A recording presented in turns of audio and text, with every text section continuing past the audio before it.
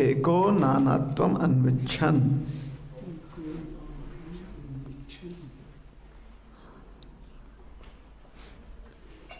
इस प्रकार से अनेकों रूप में स्वयं भगवान अकेले ही एकः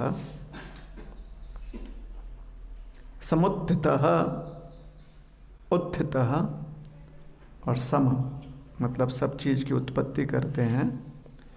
योग तल्पात, योग तल्पात का अर्थ होता है योग निद्रा में।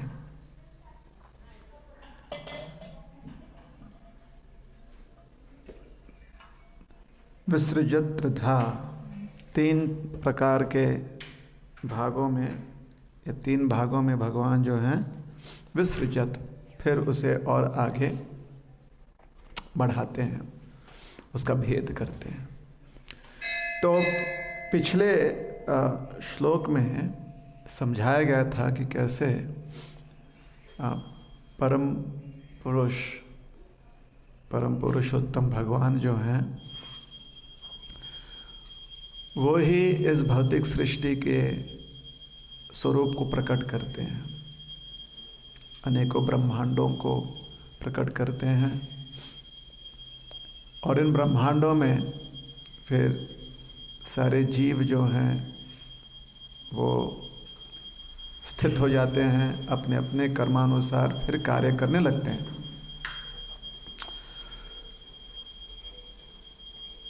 कभी कभी लोग कहते हैं कि वास्तव में भौतिक जगत जो है वो सिर्फ एक माया है, भ्रम है, उसका अस्तित्व नहीं है। उनका ये भी कथन है कि माया के वशीभूत जीव जो है अपनी पहचान भूल चुका है, और जब वह पुनः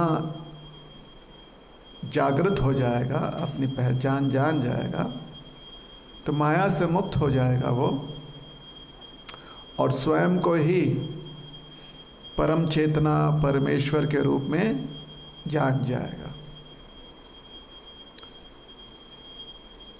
तो यह जो तत्वज्ञानी हैं वो दो प्रकार से गलतियां कर रहे हैं।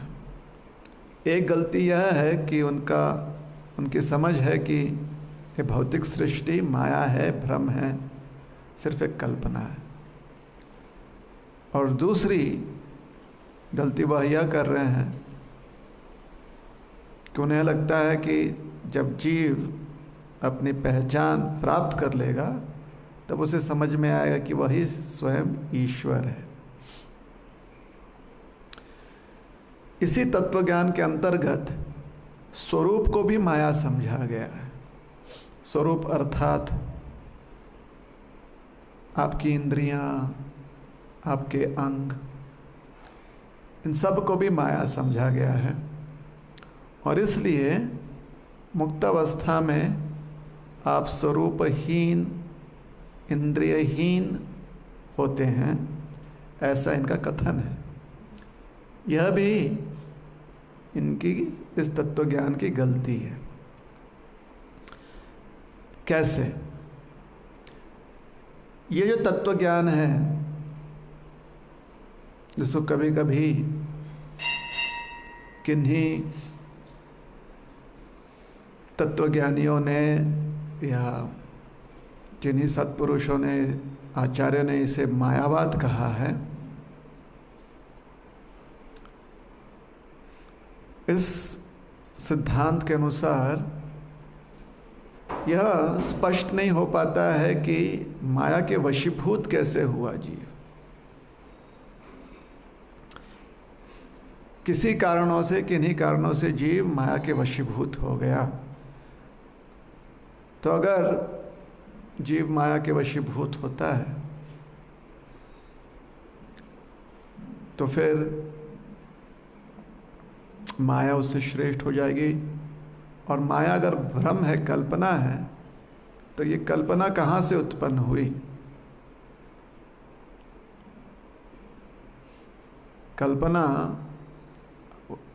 अगर हम इसे काल्पनिक समझते हैं, इसका अस्तित्व नहीं है, तो ये अस्तित्व आया कहाँ से? कैसे ये भ्रम जो है एक सत्य के रूप में प्रतीत होता है? जैसे कहीं हमें भ्रम हो जाए कि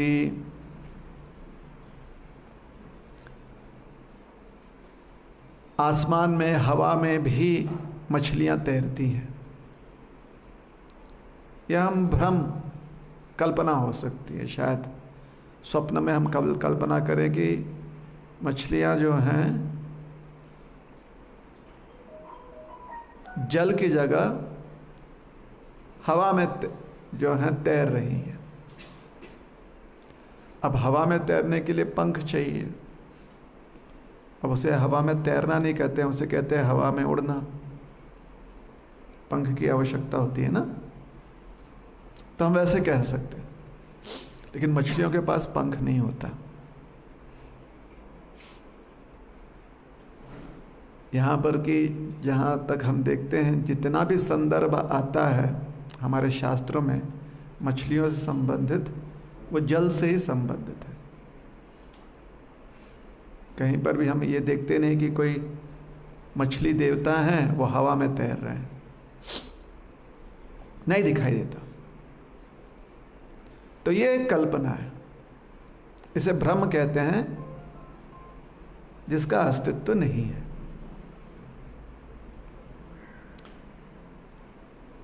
लेकिन जो ये मायावाद सिद्धांत है, जहां पर कहा जा रहा है कि जीव की कल्पना से यह दृश्य जगत प्रकट है, तो दृश्य जगत में जो इतनी विभिन्नता है और ये सुनिश्चित विभिन्नता है, इस विभिन्नता में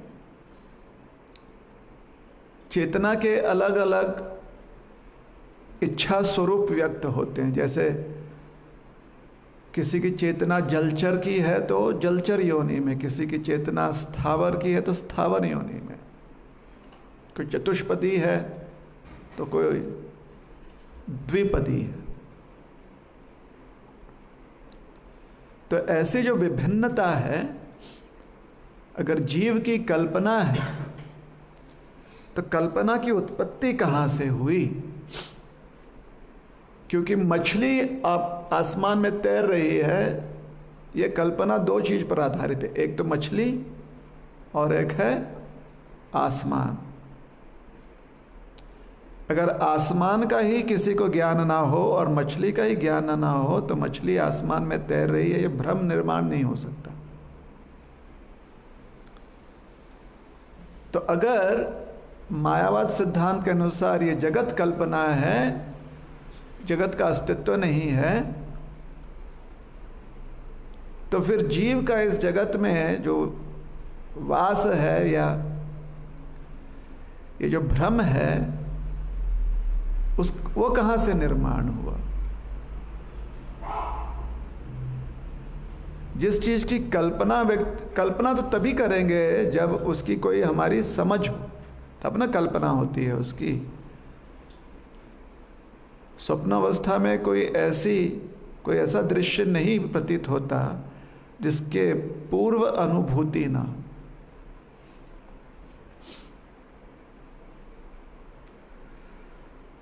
तो इसलिए ऐसे मायावाद सिद्धांत का खंडन अनेकों रूप में किया गया है। कर्म संबंधी जो भी, कर्म और कर्मफल संबंधी जो भी ज्ञान वो देते हैं, उसके बारे में खंडन नहीं किया गया। ना ही शरीर और आत्मा के बीच में जो भेद किया गया है वो भी मायावाद सिद्धांत में उचित है। लेकिन इस सिद्धांत का जो सारांश है या लक्ष्य है कि अंततः जीव ही ईश्वर है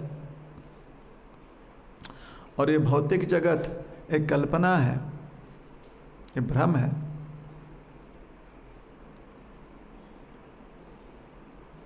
इसकी मान्यता नहीं और ना ही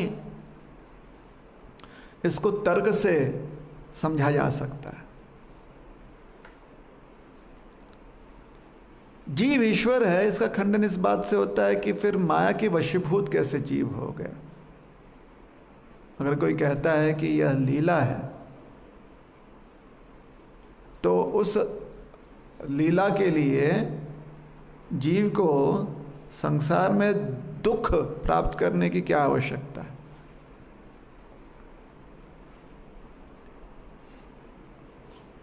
लीला करने के लिए जीव को एक मायावी जगत की आवश्यकता क्यों पड़ती है?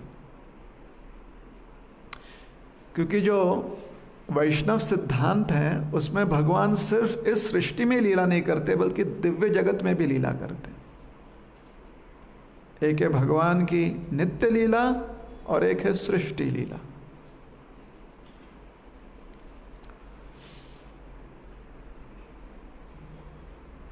तो लीला अगर कहेंगे, कभी कभी वो कहते हैं कि मायावाद सिद्धांत है कि ईश्वर है और ईश्वर जब माया के अधीन आ जाता है और अपनी पहचान भूल जाता है तो ये ईश्वर की लीला है।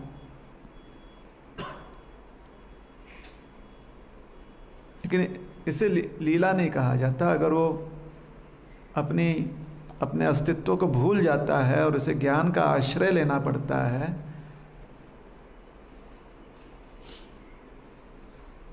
तो ज्ञान ना होना ये लीला नहीं है, ये बंधन है। तो एक तरफ वो संसार में जो जीव की यात्रा होती है उसे वो कर्म बंधन भी कहते हैं, और दूसरी तरफ ईश्वर है और ईश्वर कैसे वशीभूत होता है उसके लिए वो कहते हैं यह लीला है। तो विरोधाभास है, तर्क या कुतर्क। तो वैष्णव सिद्धांत क्या कहता है? वैष्णव सिद्धांत कहता है ना तो ये सृष्टि जो है ये भ्रम है, इस सृष्टि का अस्तित्व है, इस सृष्टि दिव्य सृष्टि है, दैवी ही ऐशा गुणमयी मम माया दुरुत्तया। भगवान ने भी इसे दैवी कहा है। दिव्य का अर्थ है भगवान की शक्ति होने के कारण ये सृष्टि दिव्य है। तो फिर इसे भौतिक सृष्टि क्यों कहा गया है? जब जीव स्वयं भोग करने की अभिलाषा रखता है और चाहता है कि हर कोई उसके भोग में संलग्न हो जाए, एकमात्र वही भोगी रहे, बाकी हर कोई जो है उसकी सेवा करे, वह अकेला ईश्वर है, तब यह जो सृष्टि है जिसे भौतिक सृष्टि कहा जाता है, जो कि भगवान की दिव्या सृष्टि है, यही भौतिक सृष्टि जो है जीव के लिए ये दिव्य सृष्टि ना होते हुए उसके लिए बंधन युक्त भौतिक सृष्टि बन जाती है। तो जीव के लिए, हमारे और आपके लिए ये सृष्टि भौतिक सृष्टि है, जबकि भगवान के लिए ये दिव्य सृष्टि है।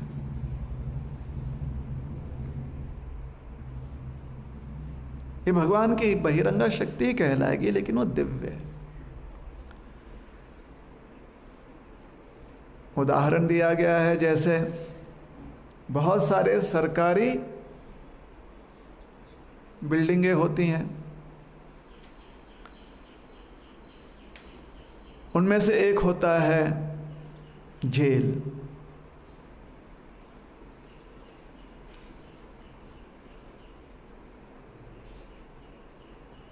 जहां पर सरकार का संबंध आता है उसके लिए कारागृह एक बिल्डिंग ही है। किसी दिन सरकार चाहे तो जेल बंद करके वहां पर अस्पताल शुरू कर सकती है, सरकार के ऊपर है। जेल में सरकार बंद नहीं होती, जेल में कैदी बंद होते हैं। सरकार के लिए वो कारागृह जो है वह अन्य बिल्डिंगों के समान ही है, बस उसका एक प्रयोग सरकार ने निश्चित कर दिया है। सरकार के लिए वो बंधन नहीं है। कारागृह जो है, जेल जो है, सरकार के लिए बंधन नहीं है।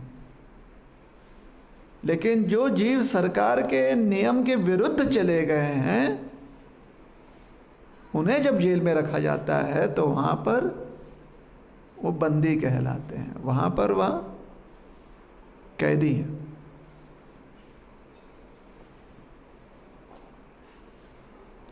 तो सरकार के लिए वह बिल्डिंग जो है, एक बिल्डिंग है जिसका नाम कारागृह रख दिया गया है, उसका एक प्रयोग सरकार कर रही है। सरकार उससे बाधित नहीं है, सरकार उसमें बंधी हुई नहीं है, सरकार उसमें कैदी नहीं है। लेकिन जिन लोगों को वहाँ पर रखा गया है उनके लिए वो बिल्डिंग अन्य बिल्डिंगों से अलग है, क्योंकि उस बिल्डिंग में वो बंदी हैं, उस बिल्डिंग में वह कैदी हैं। तो यह है वैष्णव सिद्धांत। वैष्णव सिद्धांत यह कहता है कि जेल में जो लोग होते हैं, कारागृह में जो लोग होते हैं, वह उनकी वास्तविक पहचान नहीं है। कारागृह में जो होते हैं वह सरकार के नियम तोड़ने वाले नागरिक हैं। अब नागरिक की पहचान क्या होती है? नागरिक अर्थात नगर में रहने वाला निवासी, अर्थात जो नगर के नियमों का पालन करता है, उसे कहा गया है नागरिक। लेकिन जो सरकार के या नगर के नियमों का पालन नहीं करते हैं, नियमों को तोड़ते हैं, उल्लंघन करते हैं, अब ऐसे नागरिकों को जेल में रखा जाता है। अब अभी भी वो नागरिक ही हैं, लेकिन अब उन्हें एक अलग उपाधि भी मिल जाती है, वह है कैदी की। यह उपाधि अन्य नागरिकों को नहीं प्राप्त होती। अन्य नागरिक सिर्फ नागरिक कहलाते हैं क्योंकि वो सरकार के नियमों का पालन करते हैं। लेकिन जो कैदी होते हैं वो नागरिक होते हुए कैदी भी हैं, कैद खाने में हैं। वह सब जो हैं जेल में हैं, कारागृह में हैं। अपनी असली पहचान तभी वह जान पाएंगे और उसमें स्थित हो जाएंगे अगर पुनश्च वह सरकार के नियमों का पालन करेंगे। तभी तब उन्हें जो ये तत्कालिक या क्षणिक उपाधि प्राप्त है कैदी की, वो उपाधि हट जाएगी। अब जब वो जेल से बाहर निकलते हैं तब वो नागरिक कहलाते हैं, वह सरकार नहीं है। वो नागरिक ही कहलाएंगे, वो ईश्वर नहीं है। उन्हें तब भी सरकार के नियमों का पालन करना होगा या राजा के नियमों का पालन करना होगा। तो सबसे पहली बात, ये सृष्टि जो है ये भ्रम नहीं है, ये कल्पना नहीं है। जो लोग भ्रम में आ जाते हैं, राजा की बात नहीं मानते, सरकार की बात नहीं मानते हैं, सरकार के विरुद्ध जाते हैं, राजा के विरुद्ध जाते हैं, किन्हीं भ्रम के कारण, किन्हीं गलतियों के कारण, उन लोगों को राजा जो है या सरकार जो है जेल में बंदी बना देती है। अब यह हो गई उनकी बद्धावस्था। ना तो जेल कल्पना है और ना ही जेल में जो कैदी हैं वो कल्पना है। ना ही जेल कल्पना है, ना ही बद्धावस्था कल्पना है। हम नियम तोड़ सकते हैं और हमें कोई नहीं रोकेगा। हम अपने ही नियम बना सकते हैं और हमें कोई नहीं रोक सकता है। यह विचारधारणा जो है यह एक कल्पना है। मतलब एक जहाँ पर सरकार है, राजा है, ऐसी अवस्था में यह विचार जो है यह कल्पना है। इस कल्पना से, इस भ्रम से मुक्त करने के लिए व्यक्ति को जेल में रखा जाता है। अब जेल में अनेकों नियम होते हैं जिसके अनुसार आपको कुछ कुछ साधारणतः जो कार्य होते हैं वो करने की आवश्यकता नहीं है। जैसे जेल में आपको रहेंगे तो इनकम टैक्स भरने की आवश्यकता नहीं है। जेल में कैदी जो है टैक्स रिटर्न भरने की कोई आवश्यकता नहीं, भरने की आवश्यकता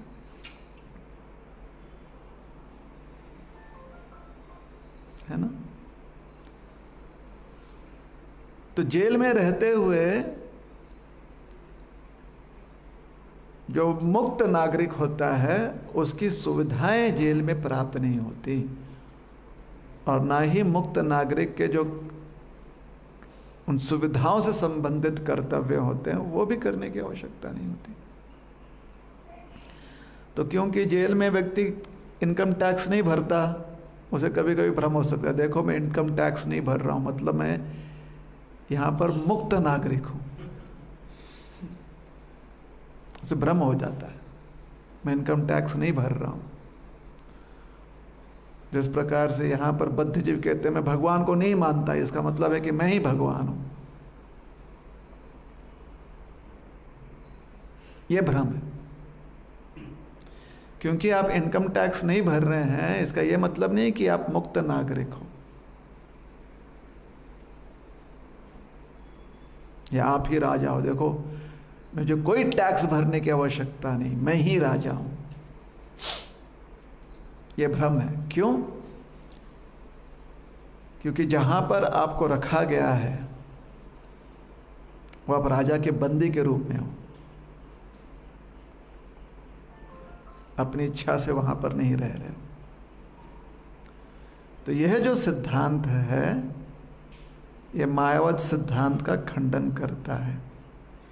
अब आप सोचेंगे ये बात क्यों समझनी है, क्योंकि जब तक आप ये बात नहीं समझेंगे इस जन्म में या किसी अगले जन्म में, तब तक शायद पूरे मन से भक्ति नहीं कर पाएंगे।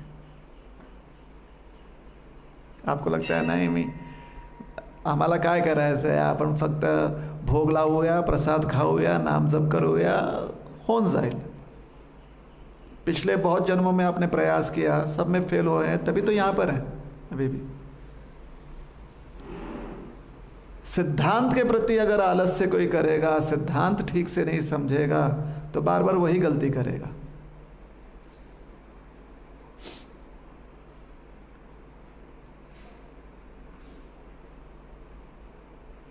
अगर आप नियमों का पालन करते हैं तो नियमों के पालन करने की वजह से शायद एक्सीडेंट ना हो। जैसे अगर हरी लाइट लगी हुई है, सब कोई नियमों का पालन कर रहे हैं तो एक्सीडेंट नहीं हो। लाल लाइट लगी हुई तो सब रुके हुए हैं तो, लेकिन कोई अगर नियम तोड़े, आप नियम का पालन कर रहे हो या कोई नियम का पालन कर रहा है, आप नियम तोड़ोगे तो एक्सीडेंट होने के चांसेस बढ़ जाते हैं। तो सिद्धांत समझना बहुत आवश्यक है और कोई कठिन बात नहीं है। ये हमारे मन का आलस्य है, जहां पर हम सिद्धांत समझने में थोड़ा सा रुक जाते हैं। मन का आलस्य। तो मायावाद में व्यक्ति कैसे फंस सकता है, और जो वैष्णव सिद्धांत है वो कैसे उसे बचाता है। वैष्णव सिद्धांत जो है हमेशा हमें ध्यान दिलाता है कि हमें सरकार के नियमों का पालन करना चाहिए जिससे कि हम मुक्त हो जाएं। और मायावाद सिद्धांत हमें सिखाता है कि हमको नियमों का पालन इसलिए करना चाहिए ताकि हम मुक्त होकर फिर से भोग कर सके, ईश्वर बन जाए। अब इसका हमारे जीवन में कैसे अनुवाद होता है? हम में से बहुत लोग साधना करते हैं, लेकिन अगर हम साधना इसलिए कर रहे हैं ताकि आगे चलकर हमें सुख शांति की अनुभूति हो,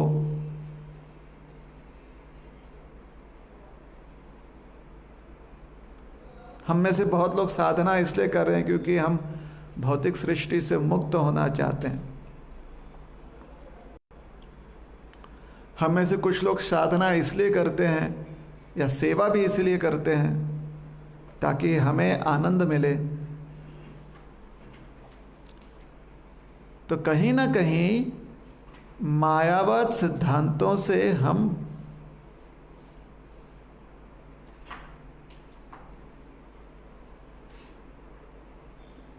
भटक सकते हैं। मायावाद सिद्धांत एक चीज के प्रति हमेशा दुर्लक्ष्य करता है, वो है नित्य सेवा।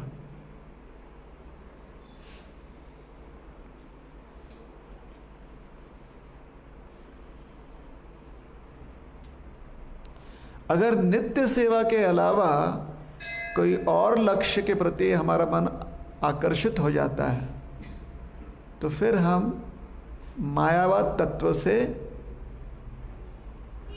के प्रति हम आकर्षित हो सकते हैं, और मायावाद हमारी सबसे बड़ी भूल हो सकती है, क्योंकि मायावाद सिद्धांत में सेवा का खंडन होता है या सेवा का प्रयोग सिर्फ अंततः पुनः भोगी बनने के लिए किया जाता है, पुनः ईश्वर बनने के लिए किया जाता है। वैष्णव सिद्धांत जो है हमेशा हमें भगवान की सेवा का लक्ष्य प्रदान करता है, जो कि जीव की वास्तविक पहचान है। वैष्णव सिद्धांत, तो वैष्णव सिद्धांत जो है इस भौतिक सृष्टि को समझने के लिए परिणामवाद का कथन देता है, परिणामवाद का एक सिद्धांत देता है। परिणामवाद का अर्थ क्या होता है कि भगवान की इच्छा से जो ये भौतिक सृष्टि है उसके जो अलग अलग परिणाम होते हैं, स्वरूप होते हैं, वो समझाने का प्रयास करता है कि क्यों और कैसे ये विभाजन हुआ, इतने सारे तत्व प्रकट हुए, क्यों और कैसे, क्यों हुए इतने सारे विभाजन, क्योंकि अलग अलग इच्छाएं व्यक्त करता है जी। और कैसे विभाजन हुआ, भगवान की इच्छा से काल प्रकट हुए, भगवान की इच्छा से काल के प्रभाव से तीन गुण प्रकट हुए। भगवान की इच्छा, काल की शक्ति और तीन गुणों का अलग अलग स्वरूप, इससे यह विभाजन निर्माण हुआ है। बस भगवान की इच्छा क्यों थी, भगवान क्यों चाहेंगे कि हम जो है इस संसार में आए। भगवान की यह इच्छा है कि हम अपने भ्रम से मुक्त हो। भगवान की यह इच्छा नहीं है कि जीव भौतिक संसार में बद्ध अवस्था में रहे। इस प्रकार की सोच गलत है। कभी कभी लोग सोचते हैं अगर भगवान दयामय है तो फिर क्यों भगवान जो है इस भौतिक सृष्टि का निर्माण करते हैं, क्यों दुख दिया उन्होंने। तो ये जो सोच है ये अधूरी सोच है। पूरी तरह से जो वास्तविक सोच है वो यह है कि भगवान चाहते हैं कि हम अपने भ्रम से मुक्त हों। इसलिए इस भौतिक सृष्टि में हमारा इलाज होता है।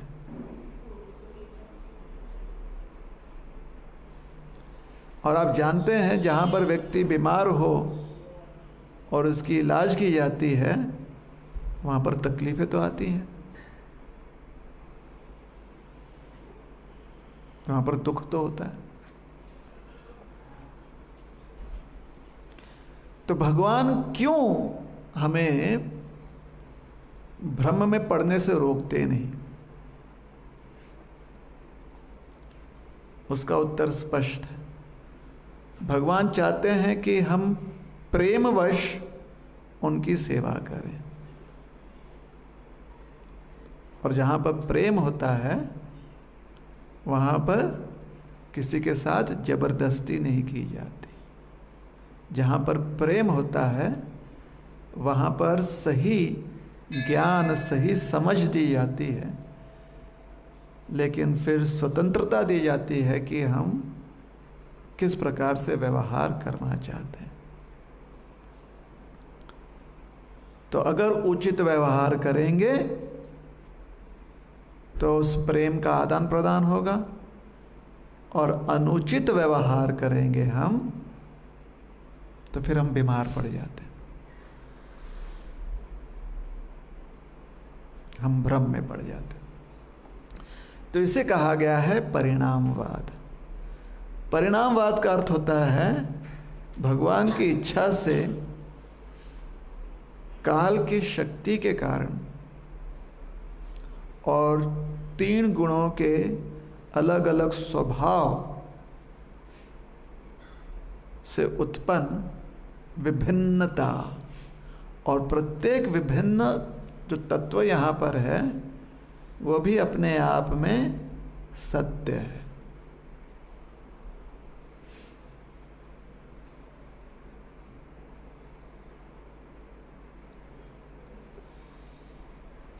ये भ्रम नहीं है, सत्य है।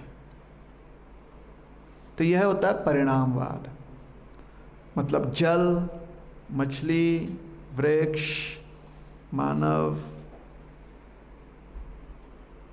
पशु, पक्षी, ये सब सत्य है, किंतु यह सत्य बदलते रहता है। अच्छा, सत्य बदलेगा कैसे, यह भी प्रश्न है, क्योंकि सत्य कभी बदलता नहीं। तो जो तत्व है वो सत्य है। जिस स्वरूप में तत्व बने हुए हैं वो बदलाव है।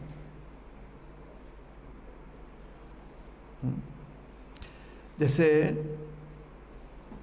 मिट्टी हो, मिट्टी से आप ईंट बना सकते हो, यह परिणाम। ईंट मिट्टी का नित्य स्वरूप नहीं है ना। मिट्टी से आप बांध बना सकते हो, जैसे कि खेतों में बांध होते हैं या नदियों पर बांध बनाई जाती हैं, लेकिन वह मिट्टी का नित्य स्वरूप नहीं है, उसे बनाया गया है मिट्टी से। तो मिट्टी का एक नित्य स्वरूप है। जल, जल को आप ग्लास में ढालो तो वो ग्लास का स्वरूप ले लेता है। जल को आप कटोरी में रखो तो कटोरी का स्वरूप ले लेता है, वो इसका नित्य स्वरूप नहीं है। जहाँ पर उसे रखा गया है, या जल से आप बर्फ बना सकते हो, वो भी उसका नित्य स्वरूप नहीं है। तो जो तत्व होते हैं वो नित्य है। जिस स्वरूप में वो प्रकट होते हैं वो स्वरूप बदलता है। इसलिए एक होता है जिस स्वरूप को हम अपने भौतिक दृष्टि से देख रहे हैं,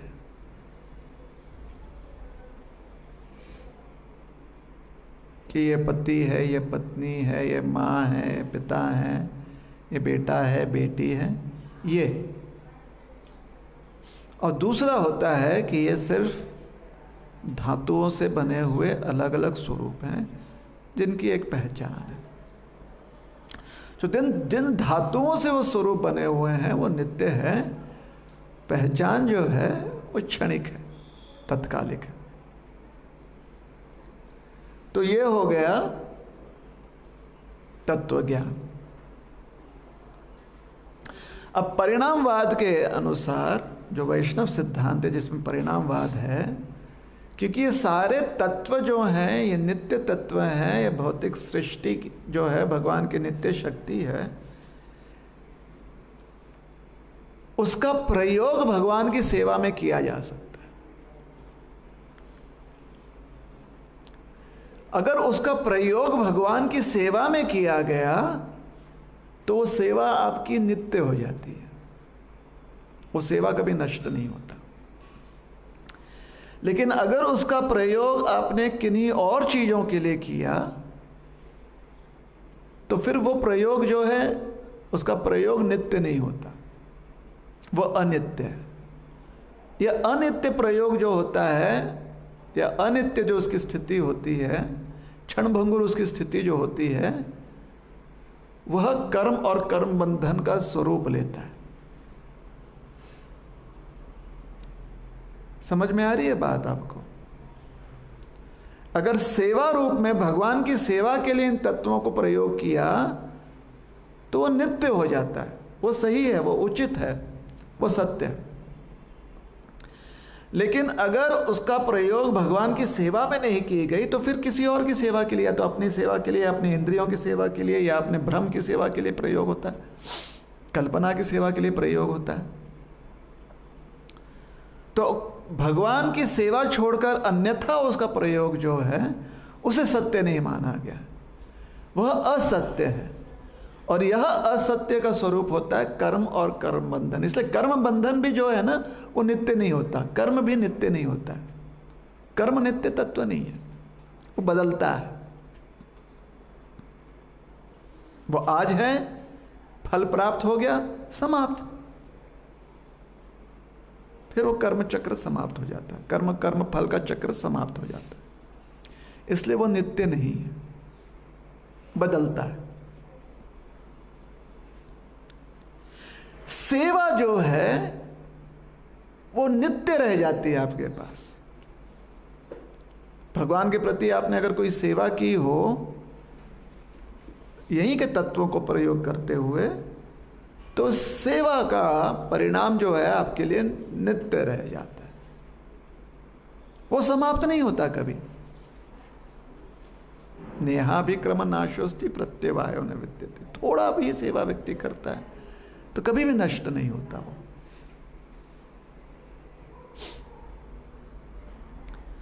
ये दो चीज अगर आपको समझ में आ गई, इसका अंतर कि सेवा जो है वो उसका नित्य आपके पास, वो आपके अकाउंट में रहता है, और अगर आपने सेवा नहीं की तो आपके अकाउंट में नहीं रहता। वो तब तक रहता है जब तक कि आपको फल ना मिले। जैसे फल मिल जाता है आपके अकाउंट से खत्म, फिर आपका अकाउंट फिर से शून्य हो जाता है, दूसरे कर्म फल जो हैं फिर रह जाते हैं आपके अकाउंट में। सेवा कभी भी नष्ट नहीं होता। भले ही आपको सेवा का फल मिल गया, आपको स्वर्गलोक मिल गई हो, जो भी मिल गया हो, लेकिन सेवा वैसे की वैसे रहती है हमेशा से। मायावाद और वैष्णव सिद्धांत में यह अंतर होता है। अगर हम वैष्णव हैं तो हमें सेवा कैसे करनी है इस पर ध्यान देना चाहिए। जहां पर भी हमारा मन सेवा से हट गया वहां पर हमें मायावाद घेर सकता है। कैसे? हम अपने आप को ईश्वर समझ सकते हैं, या कर्म और कर्म बंधन को हम साधारण ले लेंगे, ठीक है जो भी कर्म फल होगा हम देख लेंगे।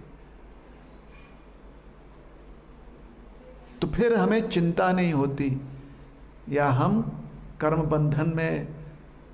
बंधन में जो बंधे हुए हैं, ये कर्म बंधन का जो ये दुख है उसको हम समझ नहीं पाते।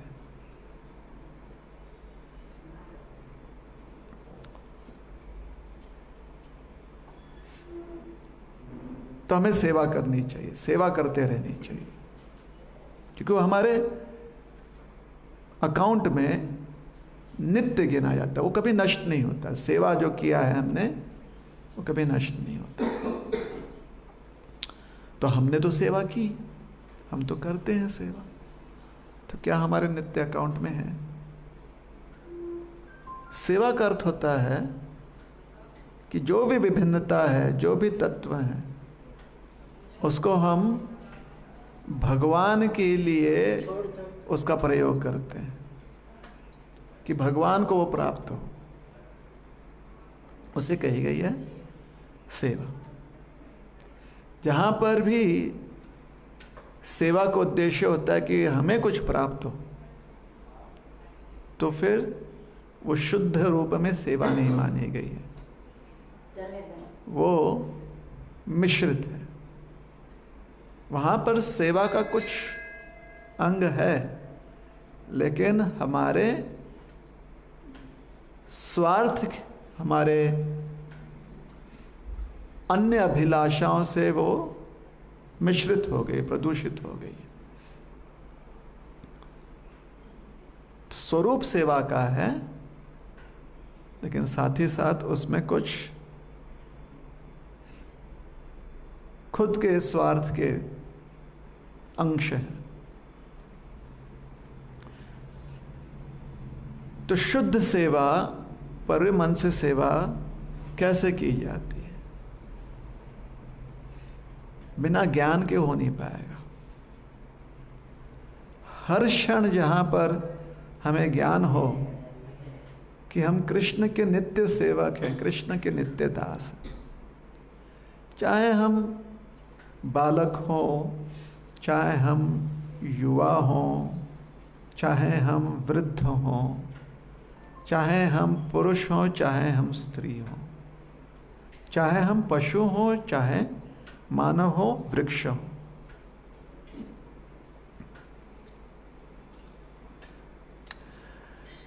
अगर पूरी तरह से हमारी पहचान ये होती है कि हम कृष्ण से प्रेम करते हैं और इसलिए कृष्ण की सेवा करना चाहते हैं, तो वो शुद्ध सेवा। बाकी सारे जितनी भी उपाधियां हैं, जितने भी हमारे संबंध हैं, अन्य संबंध जो इस भौतिक जगत में, वो सब लुप्त हो जाते हैं। सर्वोपाधि विनिर्मुक्त्वम तत्परत्वेन निर्मलम। सारे उपाधियों से व्यक्ति मुक्त हो जाता है। ये सिर्फ एक मानने वाली बात नहीं है, बल्कि यह हमारी पहचान होनी चाहिए, यह हमारी श्रद्धा होनी चाहिए।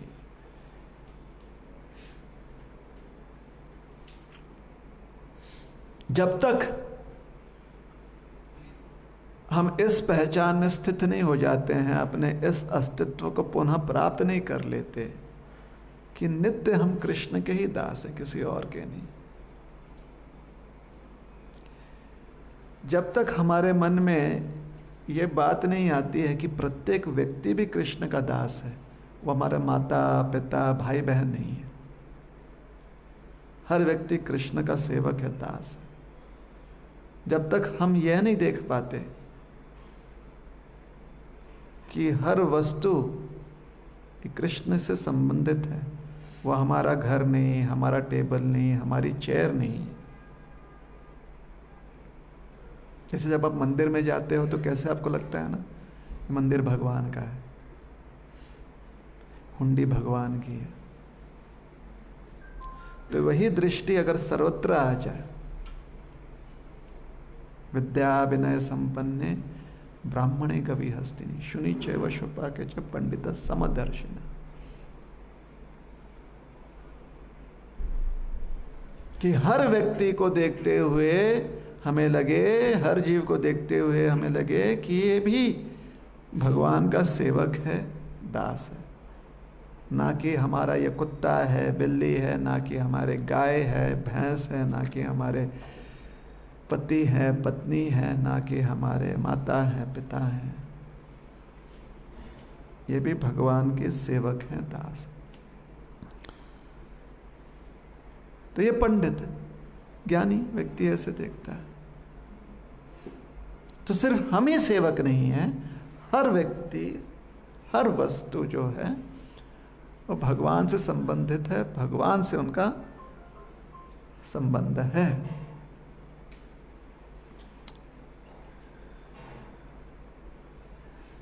तो एक साधक की यात्रा जो होती है, साधक का जीवन जो होता है,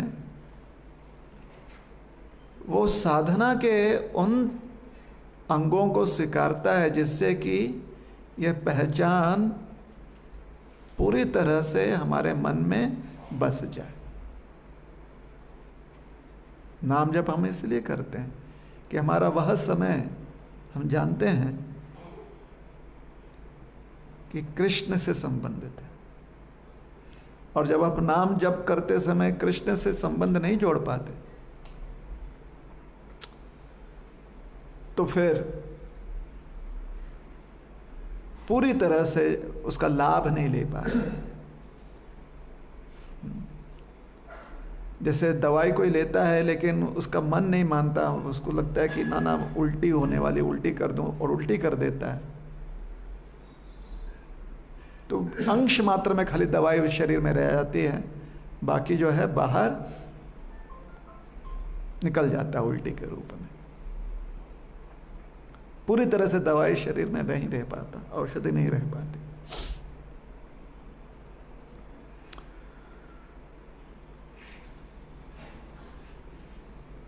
तो परिणामवाद मायावाद से अलग होते हुए, जहां पर मायावाद कहता है सब कुछ माया है, परिणामवाद जो है उसमें हम हर चीज को भगवान के अंश के रूप में देखते हैं।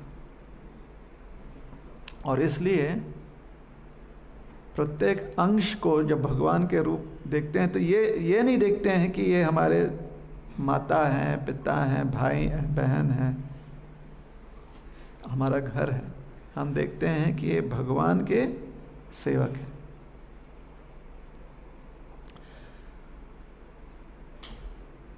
अब जब यह स्वरूप पहचान व्यक्ति की हो जाती है कि भगवान के सेवक हैं, तत्पश्चात हम देखते हैं कि यह भगवान के जो सेवक हैं ये हमारे पिता हैं, यह भगवान के जो सेवक हैं ये हमारे पति हैं, यह भगवान का जो सेवक है ये हमारा, कह लीजिए, बिल्ली है या कुत्ता है। तत्पश्चात वो संबंध देखते हैं। पहले संबंध होता है कि भगवान के सेवक हैं, दास हैं। अब हर एक के साथ अलग व्यवहार उस प्रकार से होता है। जो भगवान का सेवक पिता है उसके साथ हम पिता के समान व्यवहार करते हैं। जो भगवान का सेवक माँ है, माँ समझकर व्यवहार करते हैं। जो भगवान का सेवक गाय है उसे गौ माता के रूप में हम सेवा करते हैं, उसके साथ संबंध रखते हैं। और जो चीज, जो घर भगवान का घर है उसे हम अपने आश्रय स्थान के रूप में देखते हैं। जो घर भगवान का घर है किंतु वो पड़ोसी का आश्रय स्थान है, हमारा आश्रय स्थान नहीं है। तो परिणामवाद में यह भेद भी दिखाई देता है, लेकिन भेद की वजह से भगवान के अस्तित्व में भेद नहीं होता। भगवान के अस्तित्व में समानता रहती कि हर चीज जो है वो भगवान का घर, पड़ोसी का घर किसका है? भगवान का घर है। हमारा घर किसका है? भगवान का घर है। लेकिन हमारा जो भगवान का घर है वो हमारा आश्रय स्थान है, और पड़ोसी का जो भगवान का घर है वो पड़ोसी का आश्रय स्थान है। तो ये परिणामवाद में व्यक्ति देख सकता है। मायावाद में क्योंकि दोनों ही भ्रम है तो दोनों की से हमारा ही घर है, तो ये अंतर आ जाता है। परिणाम भगवान की इच्छा से, काल के प्रभाव से और तीन गुणों का अलग अलग स्वरूप जो है विभिन्न वस्तुओं को अस्तित्व देती है, यह है परिणामवाद।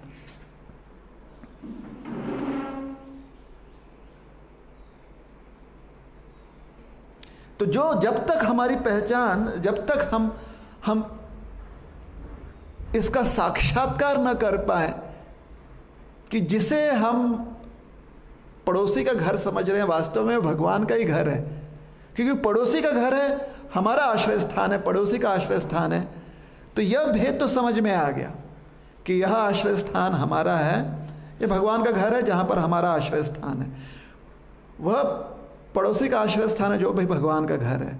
तो पड़ोसी का आश्रय स्थान, हमारा आश्रय स्थान, ये भेद तो समझ में आ गया, लेकिन दोनों भगवान का ही घर है,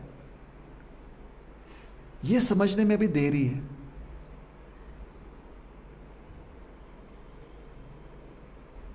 वास्तव में शुरुआत होनी चाहिए कि ये भगवान का घर है या हमारा घर है, तत्पश्चात ये पड़ोसी का आश्रय स्थान है और हमारा आश्रय स्थान है।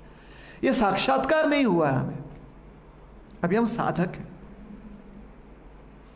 वहां तक हमें पहुंचना है कि ये भगवान के दास हैं, ये भी भगवान के दास हैं, ये हमारे माता हैं, ये हमारे पिता हैं। माता पिता की पहचान जो हमारा साक्षात्कार है वो कहीं अधिक है इससे कि ये भगवान के सेवक हैं, ये भी भगवान के सेवक हैं।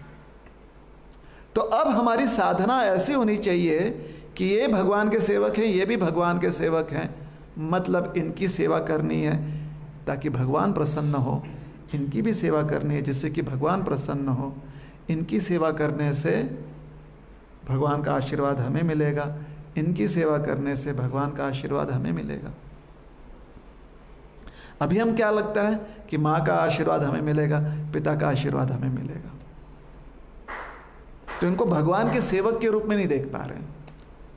जानते हैं ये भी आत्मा, ये जानते हैं साक्षात्कार नहीं है। तो हमारी साधना का प्रयास यह है कि साक्षात्कार वह हो,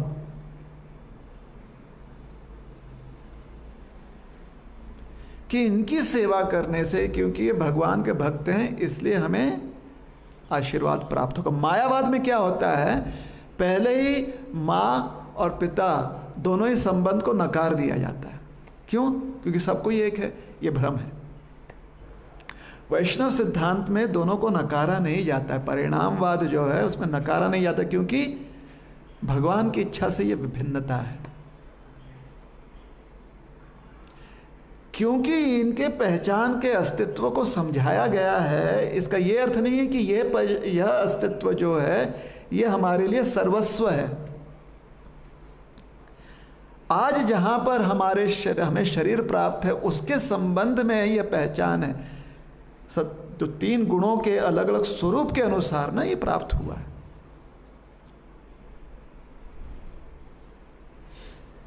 इसलिए अंततः जो नित्य पहचान होती है किसी की, वो यह पहचान होती है कि वह भगवान के सेवक हैं, ये भगवान के सेवक हैं। उस परिचय से, उस पहचान से फिर आगे और वहां से तो दिव्य अवस्था की शुरुआत होती है कि ये भी भगवान के सेवक है, ये भगवान के सेवक है। तत्पश्चात समझ में आता है कि एक भगवान के सेवक हनुमान जी हैं, दूसरे भगवान के सेवक अर्जुन जी हैं। उसके आगे तब समझ में आता है कि वात्सल्य भाव क्या है, सखा भाव क्या है, साख्य रस क्या है, वात्सल्य रस क्या है। तत्पश्चात अभी तो हमें साख्य रस लगता है, जैसे यहां पर हमारे मित्र हैं वैसे वो साख्य रस है। वात्सल्य रस लगता है जैसे यहाँ पर वात्सल्य भाव है वैसे वहाँ पर है। उल्टा है, जैसे वहाँ पर है वैसे उसकी परछाई यहाँ है, उल्टा है।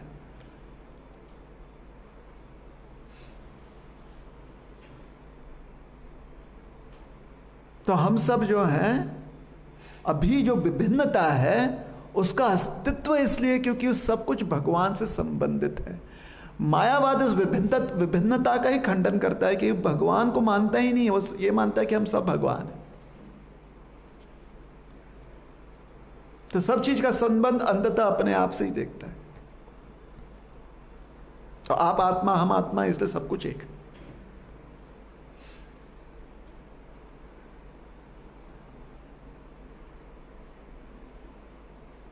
कभी हो सके आप पूरी तरह से जागृत होंगे, मतलब पूरा आपका ध्यान जहाँ पर लग रहा होगा, उस अवस्था में पुनः इस प्रवचन को सुनिएगा, तब और समझ में आएगी बात।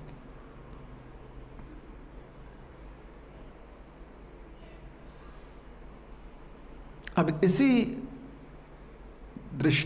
सिद्धांत को समझाने के लिए एक दृष्टांत है चैतन्य चरितामृत में।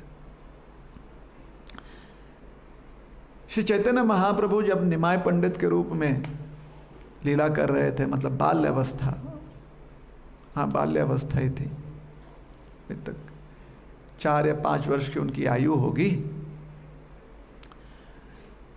तो उनकी माता श्रीमती सच्ची देवी ने, सच्ची माता ने उन्हें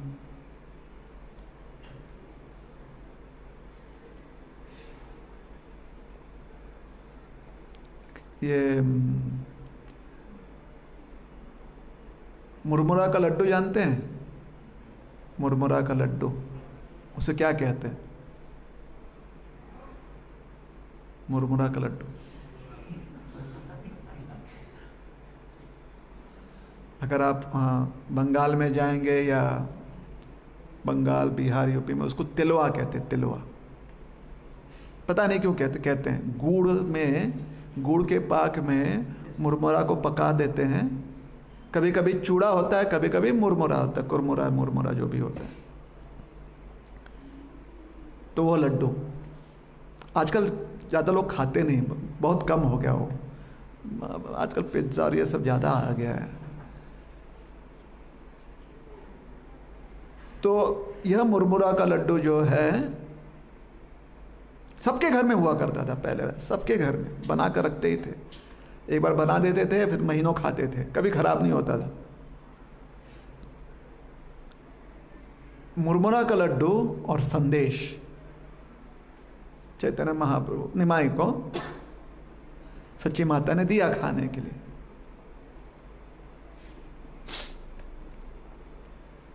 और फिर वो चले गए अपने काम करने।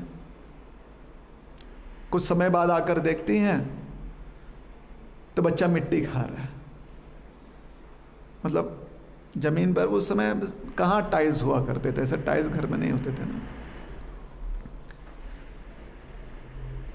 ना ही आरसीसी, मतलब गार्डन में सीमेंट लगा दिया आरसीसी का ऐसे बनाकर, उसके ऊपर आंगन होता था।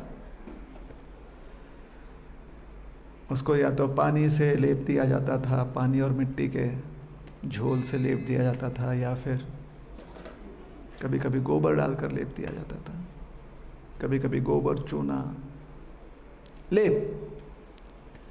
तो वो उठाकर खा रहे थे। बच्चों को, आजकल बच्चे खाते भी नहीं हैं ऐसे बेचारे, रहते हैं फ्लैट में, तो कहाँ टाइल्स तोड़ के खा नहीं सकते ना। और दीवार के ऊपर भी अभी ऑयल पेंट लगा दिया है, तो वो भी बेचारा चाटता है। तो पहले बच्चे दीवार चाटते थे तो कुछ चूना लग जाता था मुंह पर।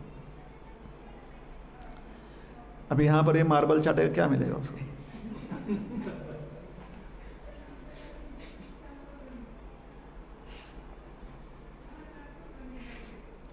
तो कुछ समय के बाद ऐसे जो चैतन्य चरितामृत में, ऐसे तो लोग सोचेंगे ऐसे क्यों करते थे बच्चे, मट्टी क्यों खा रहे थे निमाय पंडित, निमाय छोटे निमाय, बालक निमाय। तो निमाय जो है मट्टी खा रहे। तो सच्ची माता आती है और कहती है, निमाय बेटा तुम मिट्टी क्यों खा रहे हो, गंदी बात है। तो 4 साल का बच्चा जो है कहता है, क्या अंतर है, तुम्हारा संदेश भी तो मिट्टी ही है और ये मिट्टी भी मिट्टी है, दोनों में अंतर क्या है? बस मिट्टी का दूसरा स्वरूप है। बात तो सही है भाई।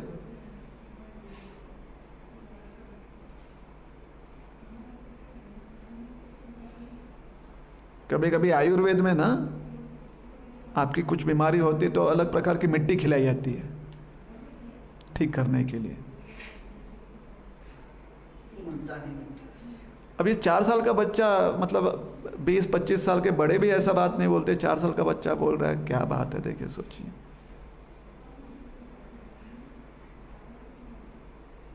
संदेश भी तो मिट्टी है, और जो मैं खा रहा हूं ये मिट्टी। तो अंतर क्या है? बस खाली इसको आपने संदेश कह दिया, इसका एक अलग स्वरूप हो गया, आपके जीव को अच्छा लगता है इसलिए संदेश, और ये मिट्टी। तो संदेश अच्छा हो गया आपके लिए और मिट्टी खराब, ये कैसे? सच्ची माता जो है बहुत आश्चर्यचकित हो गई कि बच्चा बोल क्या रहा है। तो सच्ची माता ने कहा, बेटा ऐसी बात नहीं है। सबसे पहली बात, मिट्टी फेंको। फिर उन्होंने कहा, हाँ दोनों ही एक ही तत्व है, लेकिन दोनों में अंतर है। अंतर है? क्यों अंतर है?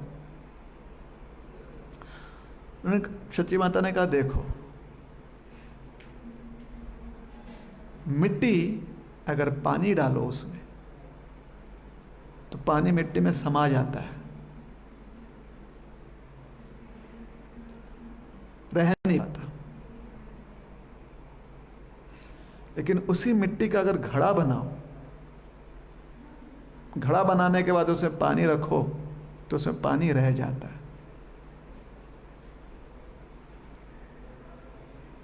तो दोनों तो मिट्टी ही है, लेकिन घड़े के स्वरूप में वही मिट्टी पानी को रखता है, और माटी के स्वरूप में पानी रह नहीं पाता। पानी जो है समा जाता है उसमें। उसी प्रकार से संदेश के रूप में वही चीज तुम्हारे शरीर के लिए, शरीर को पौष्टिकता पहुंचाता है, और मिट्टी के रूप में वो तुम्हारे शरीर के लिए हानिकारक हो सकता है। यह अंतर है दोनों में। चैतन्य महाप्रभु ने कहा, यह ज्ञान पहले क्यों नहीं दिया मुझे? छोटे निमाई ने कहा, कितना अच्छा ज्ञान है। अब मैं ये जो सब कोई कहते हैं सब कुछ एक है, इसको त्याग दूंगा। ये जो आपने ज्ञान दिया, ये सही ज्ञान दिया। अब मुझे भूख लगी है, मुझे दूध पीना है। और जब छोटे निमाई जो है दूध पीने लगे। अब देखिए, दूध पीना है तो दूध कहाँ से आता है? गाय दूध कहाँ से बनाती है? घास खा के। तो घास ही खा लीजिए, दूध मिल जाएगा? नहीं मिलता। लेकिन अगर गाय घास ना खाए तो दूध कहां से बनाएगी?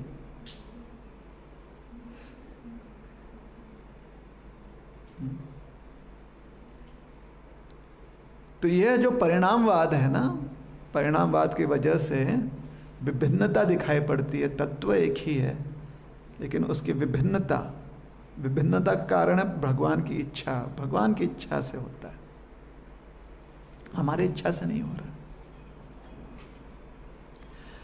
अब भगवान की इच्छा से अगर विभिन्नता आ रही है तो उस विभिन्नता, उस अलग अलग तत्वों का, उस अलग अलग स्वरूपों का, उस अलग अलग पदार्थों का प्रयोग भगवान की सेवा के लिए करना चाहिए। जब हम उसका प्रयोग भगवान की सेवा के लिए करते हैं, ना कि अपने लिए उसे स्वीकारते हैं, ना ही उसे ठुकराते हैं, बल्कि भगवान के सेवा में प्रयोग करते हैं, तो उस प्रयोग से हमारी जो असली स्वरूप है, या हमारा जो असली स्वरूप है एक सेवक का, वो धीरे धीरे धीरे धीरे उजागर होता है। और जब हम पूरी तरह से स्थित हो जाएंगे कि हम भगवान के सेवक हैं, ये भगवान के सेवक हैं, ये भगवान के सेवक हैं, आज ये हमारे गुरु भाई हैं, ये गुरु बहन है, लेकिन हैं ये भगवान के सेवक, तत्पश्चात गुरु भाई गुरु बहन हैं, ये भगवान के सेवक, तत्पश्चात पति पत्नी हैं, ये भगवान के सेवक, तत्पश्चात गुरु शिष्य हैं, ये भगवान के सेवक, तत्पश्चात स्वामी दास।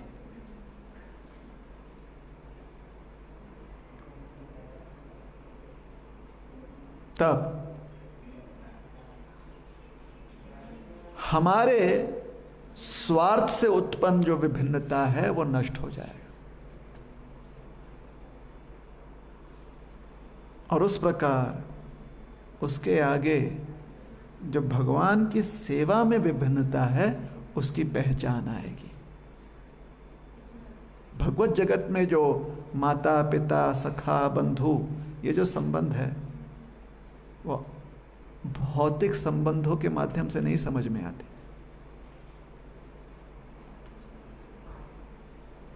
लेकिन भौतिक संबंधों में जो हमारी पहचान है उसमें जब हम भगवान की सेवा करते हैं तब वो संबंध जो है वो सार्थक हो जाते हैं।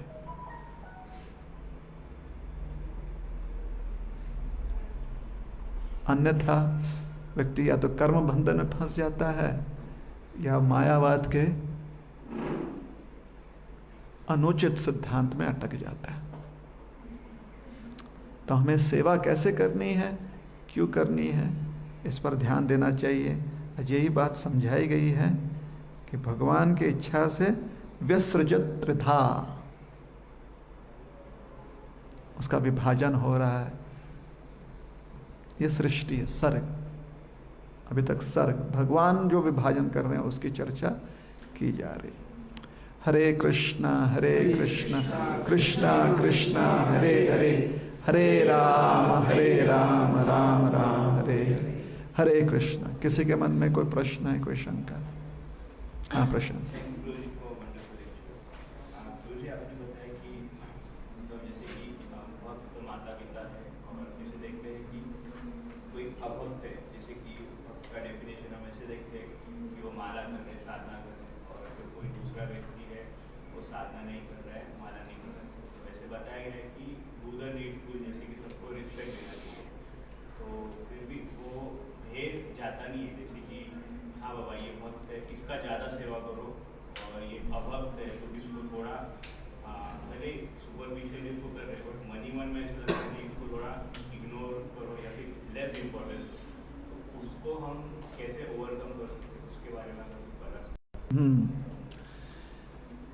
ये इतना पैसा कमा रहा है, वो इतना पैसा कमा रहा है, ये इसके पास इतना गाड़ी है, उसके पास इतनी गाड़ी है। अगर यही चीज़ देखकर उनको सम्मान देंगे और खुद काम नहीं करेंगे तो कैसे चलेगा, है ना?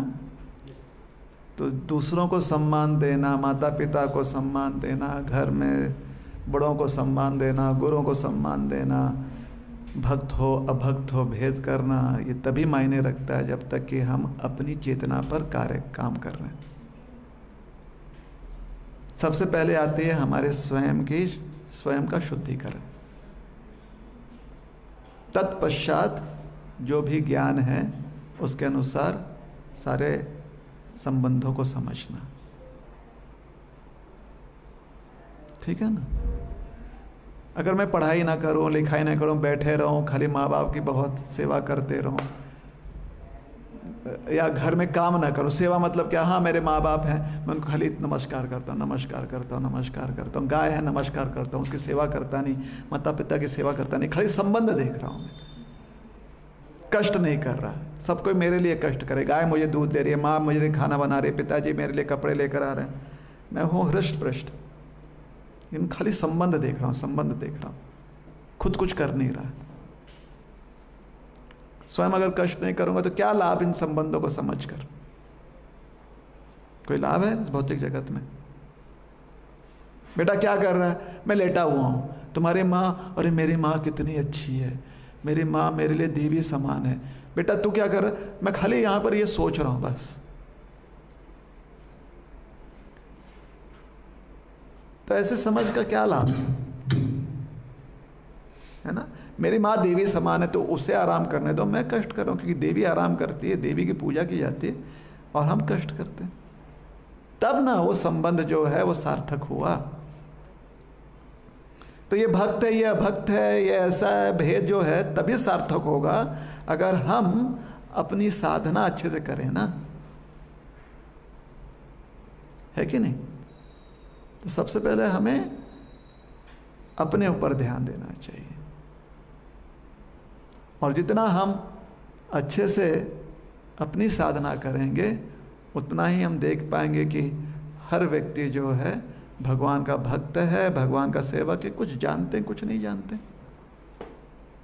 तो जो नहीं जानते हैं उनको हम प्रचार करते हैं कि कैसे उनका भगवान के साथ संबंध है, और जो जानते हैं उनके साथ हम चर्चा करते हैं कैसे हम और सेवा कर सकें। ठीक है। तो भेद किस लिए किया जा रहा है उसमें भी अंतर है ना। एक है कि किसके साथ हम सेवा संबंधित चर्चा कर सकते हैं, मतलब, और दूसरा है किसको हम अन्यों को क्या ज्ञान दे सकते हैं कि आपका भगवान के साथ क्या संबंध है, या कैसे उनको सेवा दे ताकि उनको उस संबंध की पहचान और बढ़ जाए। ये भेद, खाली मात्र भेद कर कर अपना स्वयं का कष्ट ना करना, इसमें कोई उस सार्थक नहीं है, उचित नहीं है। ठीक है। और कोई प्रश्न है किसी का? प्रभु जी, तत्वज्ञानी का कहना है कि जीव की कल्पना से ये भौतिक जगत प्रकट हुआ है, जैसे आपने शुरुआत में बताया था। तो सर प्रभु जी थोड़ा सा इस पर प्रकाश दें, समझ नहीं पाया। जो मायावादी हैं, तत्वज्ञानी का जो आपने सब स्टार्ट में जो बताया था, हाँ, वहाँ कह रहा था जीव की कल्पना से ये भौतिक जगत प्रकट हुआ। हाँ, हमने कहा था कुछ तत्वज्ञानी, कुछ तत्वज्ञानी हैं, वो कहते हैं कि जीव की कल्पना है, भ्रम है ये भौतिक जगत, इसका कोई अस्तित्व नहीं है। ऐसे तत्वज्ञानियों को मायावादी कहा गया। फिर उस पर तो हमने चर्चा की थी। प्रभु जी अभी तो ये बताया कि माया है, ये जो भौतिक जगत है ये अशाश्वतम है, ये तो बनता बिगड़ता रहता है। तो इस हिसाब से देखा जाए तो मायावाद का तत्व तो सही सत्य दिख रहा है, क्योंकि भौतिक जगत तो बिगड़ता ही रहता है, तो स्थिर तो है ही नहीं। देखिए, भगवान की इच्छा से ये प्रकट होता है और अप्रकट होता है, ठीक है ना। तो भगवान की इच्छा जो है वो नित्य रहती है। अप्रकट अवस्था में भी उनकी इच्छा है, प्रकट अवस्था में भी इच्छा है। तो इसलिए कोई चीज प्रकट हो अप्रकट हो, किसकी इच्छा से हो रही है। जैसे मैं हाथ बंद रखूं या खुला रखूं, हाथ बंद हो रहा है, खुला हो रहा है, अगर इसको अलग ही देखा जाए तो कहेंगे कि अरे अभी तो बंद हाथ है तो अभी खुला नहीं है, खुला हाथ है तो अभी बंद नहीं है। तो ये क्या है, हमेशा बदल रहा है। मेरी इच्छा से हो रहा है ना, तो मैं खोल रहा हूं, मैं बंद कर रहा हूं। अगर मेरी इच्छा से खुल रहा है, बंद रहा है, उसका संबंध मेरी इच्छा से है, मेरा अस्तित्व नित्य है, भले इसका खुलना बनना बंद होना ये बदल रहा है। समझ रहे हैं? नहीं तो खाली खुलने और बंद होने को देखेंगे तो फिर हमें लगेगा कि अवस्था बदलते जा रही है, सत्य नहीं। सत्य हाथ है मेरा, जो खुलता है या बंद बंद होता है। तो मायावादी इसलिए गलत है, वो नहीं देख पा रहे कि भगवान की इच्छा से ये हो रहा है। उन्हें लगता है कि हमारी कल्पना से हुआ। ठीक है, ये भगवान की इच्छा से। हमारे लिए जब हम सोचते हैं कि हमारी वजह से हो रहा है इसलिए इसका भोग मैं कर लूं, यह भ्रम है। जगत भ्रम नहीं है। जगत तो भगवान का हाथ खोलना और बंद होना है। हाथ खोलते हैं सृष्टि हो गई, हाथ बंद कर दिया प्रलय हो गया, है ना। तो मायावादी ये कहते हैं कि नहीं, भगवान है ही नहीं, तो इच्छा ही नहीं। अब जो है उसका अस्तित्व जो है वो नित्य नहीं है, क्योंकि खुल रहा है और बंद हो रहा है, खुल रहा है बंद, प्रकट अप्रकट, अस्तित्व नित्य नहीं है।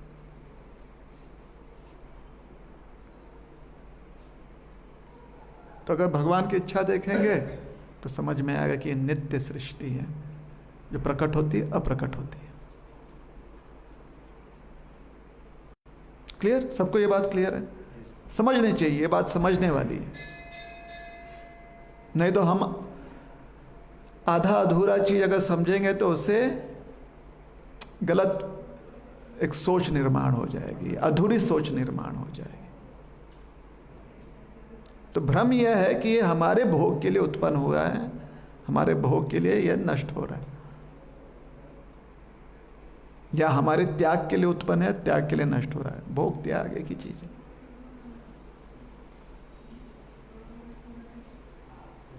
ठीक है ना?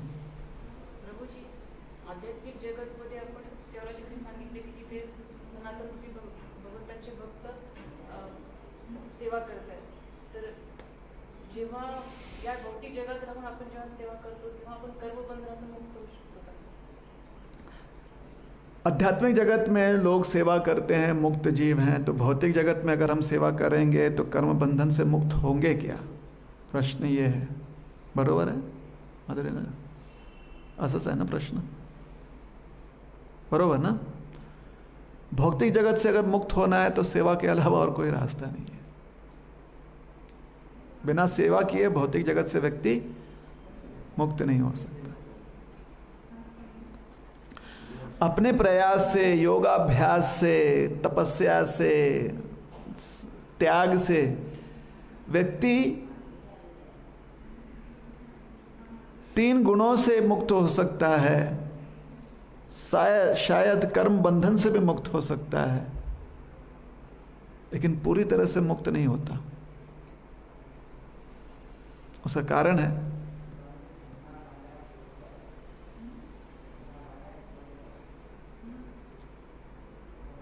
कि वो अपने इच्छा को व्यक्त कैसे करेगा. फिर अभी तो इच्छा व्यक्त कर रहा है ना जी कि मुझे मुक्त होना है इस भौतिक जगत से. अगर इस भौतिक जगत से मुक्त हो गया तो फिर अपनी इच्छा को कैसे व्यक्त करेगा कि मैं नित्य मुक्त रहूं. और नित्य मुक्त किस चीज से रहोगे? भेद देखना पड़ेगा ना. बद्ध और मुक्त में तभी आदमी कहेगा नित्य मुक्त रहूं. तो उस भेद के लिए फिर से उसे देखना पड़ेगा भौतिक सृष्टि को. और जब वो भौतिक सृष्टि को पुनः दर्शन करेगा, क्योंकि मुक्त अवस्था में कोई क्रिया नहीं है, तो भौतिक सृष्टि में उसे लगता है कि यहीं पर मुक्त रहकर मैं कार्य कर सकता, तो पुनः गिर जाता, उसका पतन हो जाता. तो मुक्त व्यक्ति तभी हो सकता है जब वो सेवा करे. सेवा के बिना मुक्त नहीं हो सकता. क्योंकि जब व्यक्ति सेवा करता है तो फिर भौतिक उसे मुक्ति की चिंता नहीं होती है, नित्य मुक्त रहने की उसकी इच्छा नहीं होती, उसकी नित्य सेवा करने की इच्छा रह जाती है, उसमें वो मुक्त रहता है. लेकिन जो सिर्फ मुक्ति का अभिलाषी होता है, वो अपने आप को नित्य मुक्त रखने के लिए भेद उसे सृष्टि के साथ ही करनी पड़ती है. नित्य मुक्त किस अवस्था में रहेगा, किस चीज के कंपैरिजन में नित्य मुक्त रहेगा? नित्य सेवा करते समय ऐसी बात नहीं आती किस चीज के कंपैरिजन में, क्योंकि नित्य सेवा भगवान के संबंध में है ना. तो भगवान के संबंध में नित्य सेवा की बात आती है, तो फिर भौतिक जगत की तरफ पुनः दृष्टि जाती ही नहीं. लेकिन अगर खाली मुक्ति की बात व्यक्ति करता है तो फिर उसे विचार करना पड़ता है कि नित्य मुक्त किसके संदर्भ में? बंधन के संबंध में. तो बंधन है क्या? ये सृष्टि. और जैसे इस सृष्टि को जानने का व्यक्ति प्रयास करता है, फिर से पतन हो सकता है उसका. बात समझ में आ रही है कि नहीं आ रही है?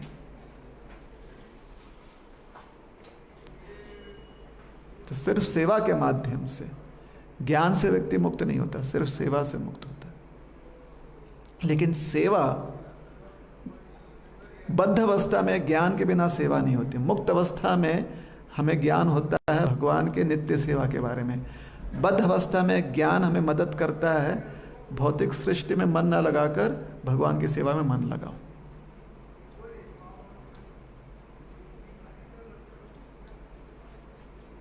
तो ज्ञान से व्यक्ति मुक्त नहीं हो सकता, लेकिन ज्ञान के आधार से व्यक्ति सेवा कर सकता है इस भौतिक जगत में.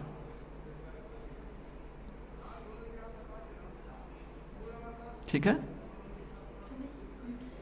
जगत में जो संबंध होते हैं अपने भाई बहन के, माँ पिता के, तो नहीं, एक संबंध और होता है जिसको हम हमेशा भूल जाते हैं. सेवक का. हाँ, तो सिर्फ भाई बहन का नहीं. नहीं, तो फिर पहले हमें वो उनके रूप में देखना चाहिए ना, सेवक के, भगवान के सेवक. देखना चाहिए मतलब हमारी वो समझ होनी चाहिए ना, है कि नहीं? जैसे जब आइसक्रीम को देखते हैं तो हमें देखना चाहिए कि ये मेरा गला खराब कर सकता है। वो देखते हैं लेकिन फिर भी आइसक्रीम खाता है आदमी। कभी गला खराब होता है, कभी खराब नहीं होता, लेकिन देखकर लगना चाहिए ना कि इससे गला खराब होगा, है कि नहीं? तो कुछ चीज देखने की वजह से ये बात नहीं है कि उसका ये मतलब नहीं होता कि हम गलती से रुक जाते हैं या फिर हम उस चीज को ठीक से कर पाते हैं। जब तक कि उसकी अहमियत को, उसके महत्व को ना हम पूरी तरह से समझ जाएं।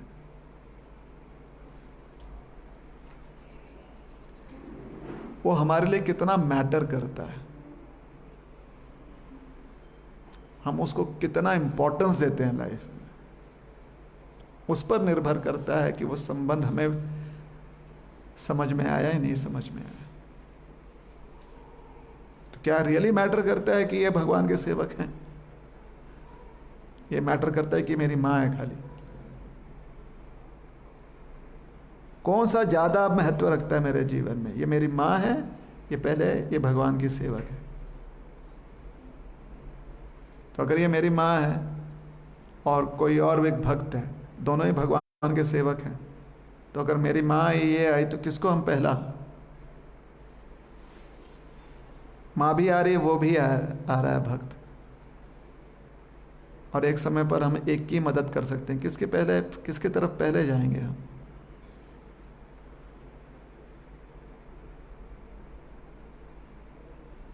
जिसको ज़्यादा ज़रूरत है उस समय। लेकिन अक्सर किसकी तरफ हाथ बढ़ता है? माँ की तरफ। तो दोनों ही अगर सेवक हैं, ज़रूरत किसकी? क्योंकि एक ही मदद कर सकते हैं ना, पहले उसकी मदद करें फिर दूसरे की मदद कर सकते हैं। ऐसा होता नहीं। अब समझ में आ रही है बात? तो माँ को अगर देखना है कि भगवान की सेवक हैं, तो ज्ञान के दृष्टिकोण से साक्षात्कार होने पर ही हो पाएगा वो। सिर्फ ऐसे बोलकर नहीं, ए माँ तू भी सेवक है, मुझे आज अच्छा नहीं लग रहा, तू भगवान की सेवक है, तू सेवा कर। उसको डांटना है उस समय बोल देते हैं, लेकिन व्यवहार में जब वो बात आती है तो पहले हाथ माँ की तरफ बढ़ता है, ना कि दूसरे भक्त की तरफ। हाँ, अगर माँ को ज़्यादा ज़रूरत है तो हाथ उसकी तरफ बढ़ना चाहिए, दूसरे को ज़्यादा ज़रूरत है तो हाथ उनकी तरफ बढ़ना चाहिए। तो खाली कहने वाली बात नहीं है ये साक्षात्कार की बात है। मतलब उसके इंपॉर्टेंस को हम समझ में आ गई बात? तो और अच्छे से जांच जब करना चाहिए और रुकना चाहिए किस दिन हमें और साक्षात्कार हो। समय से पहले किसी भी अच्छी चीज को अपना साक्षात्कार नहीं समझना चाहिए। समय से पहले मतलब रुकना नहीं चाहिए कि किसी दिन साक्षात्कार होगा। काम करना चाहिए, मतलब जितना हम कष्ट करेंगे उतना हमें साक्षात्कार मिलेगा। जितना हम खाली कल्पना करते रहेंगे उतना साक्षात्कार खाली स्वप्न में रहेगा। भावनाओं से साक्षात्कार नहीं मिलता, कष्ट से साक्षात्कार मिलता है। लेकिन कष्ट को तभी प्रोत्साहन मिलता है जब भावना होती है। तो भावना में कष्ट कीजिए, सिर्फ भावुक होकर कष्ट को नहीं त्यागना चाहिए। भावुक होते हुए मेहनत कीजिए। सिर्फ भावुक होकर लाभ नहीं है और सिर्फ मेहनत करके लाभ नहीं है, क्योंकि अगर मेहनत करेंगे और भावना नहीं है तो शायद दूसरों को पीड़ा दे सकते हैं, स्वयं को पीड़ा दे सकते हैं। स्पष्ट हो रही है बात? ये मेहनत से ही हमें फल मिलता है। भावना जो है मेहनत को सही दिशा देती है। पक्का समझ में आ गई बात? ठीक है। और कोई किसी के मन में प्रश्न है?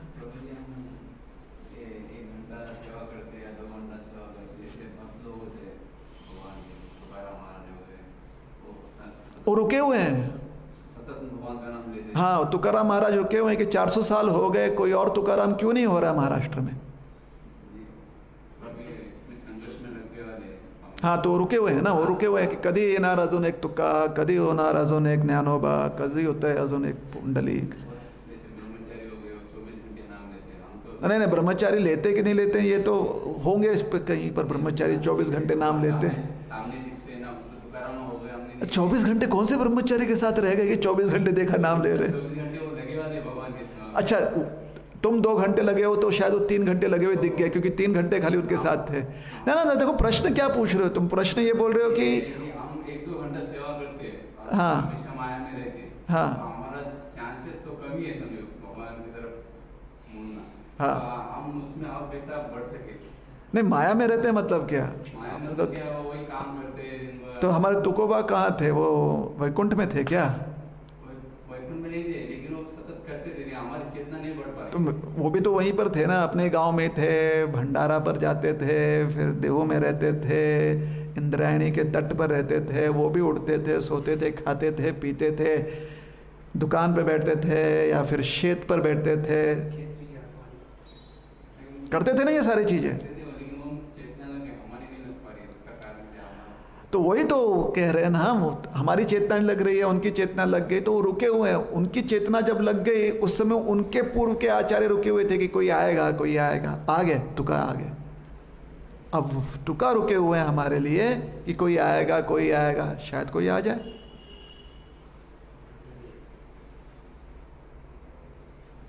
मेहनत करते रहना चाहिए।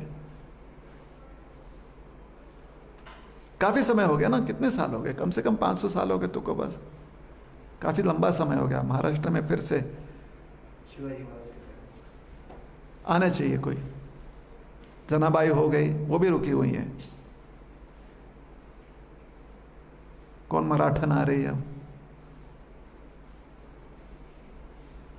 जिसका लोग नाम लेंगे कि ही अजून दूसरी जना आली थे? कौन मराठी आ रहा है जिसका लोग नाम लेंगे कि और एक तुकोबा आ गया, ज्ञानोबा आ गया? यहाँ पर खाली बोलकर फायदा नहीं है ना, करना पड़ेगा। नहीं तो पता नहीं मेरा बेटा कैसा होगा, क्या खाता होगा, काय करती आहे, बसली है, अरे काहीतरी कर, आ गया वो अचानक तो नाही, बेडको रो रही, पता नहीं कैसा होगा, कधी येणार, कधी येणार, काय होणार, काय होणार, अचानक बेटा आ गया, आई अगं आलास की काय, बस बस बस करते तुझ्यासाठी। अरे पहले कर लेना था ये था। इतना ही शौक है कब आएगा, कहीं आ गया तो तैयारी तो रखो। खाली रो कर क्या फायदा है, मेहनत करो। बेटा नहीं खाए तो कोई और खा लेगा, मेहनत कभी नुकसान नहीं जाता। लेकिन बेटा अचानक आ गया, त्यानंतर आई म्हणते बस बाळ मी करते तुझ्यासाठी काहीतरी, किती दिवस झाले, अरे बाप रे, वो इतना दूर से इतने दिनों बाद आया और 1 घंटा रुकवा दिया उसको। तो प्रेम तो वो कहलाएगा ना, पूरा पूरी प्रेम, ये बहुत अच्छा प्रेम है।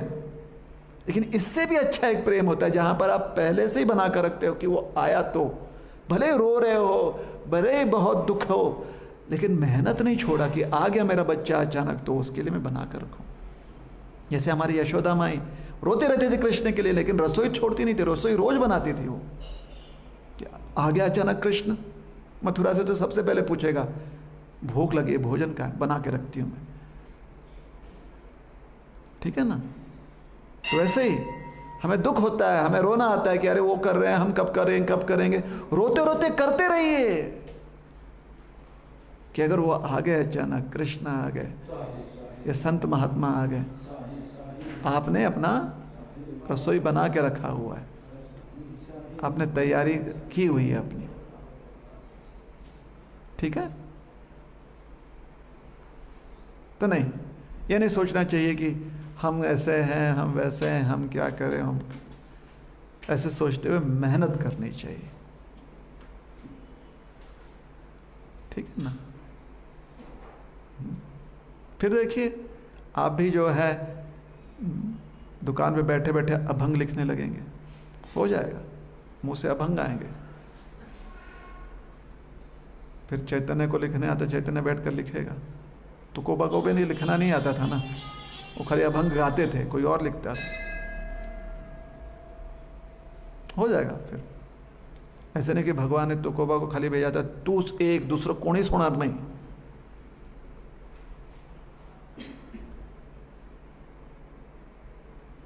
उसके लिए टाइम देना पड़ेगा ना? ना टाइम मतलब क्या, दुकान पर ही आ जाएगा भंग। नहीं, जैसे दुकान में हम कष्ट कर देते तो लक्ष्मी आ जाती है शाम तो को। कष्ट में ही आता है अभंग, कष्ट में ही भगवान याद आएंगे। अब कष्ट में ही अग विठला और शुरू हो गया कष्ट करते करते। नहीं आता है कोई दिवस। तो उसके लिए मेहनत करना पड़ेगा ना कि वो आए, वो विठल के नाम पर विठल नहीं आता, कोई और याद आता है। अरे तो त्याचं हे त्या अभंग नहीं आता, कोई और गीत आ जाते हैं हम लोग, कोई और गाना लिखने लगते हैं, कुछ तो गाली का, कुछ तो त्रास का।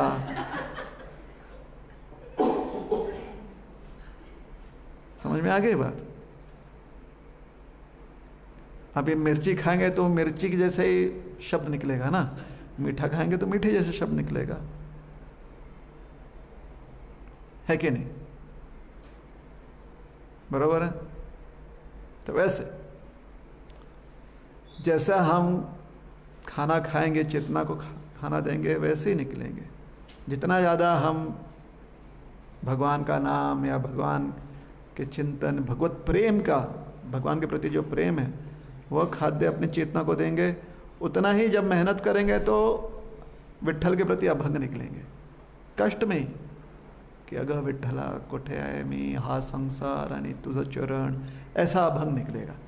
वही अभंग पढ़कर व्यक्ति बोलेगा देखो देखो संसार के यहाँ पर कितना अच्छा स्वरूप दिया गया।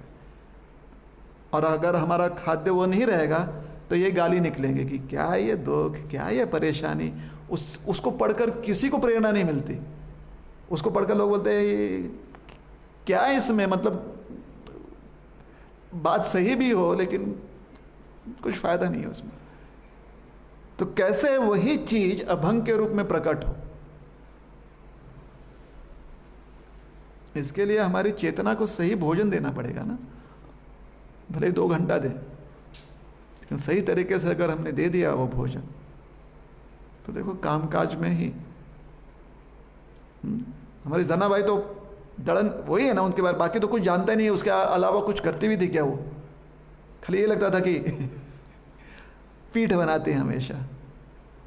हम पीठ बनाते तो हमारी पीठ के दुख कधी जाणार डॉक्टराकडे आणि काय होणार याचं, वो ऐसे गीत निकलते हैं। और वो दल रही हैं, वो आटा पीस रही हैं, गेहूं पीस रही हैं, तो विट्ठल का गीत गा रही है, विट्ठल है विट्ठल है विट्ठल। ऐसे अंतर है।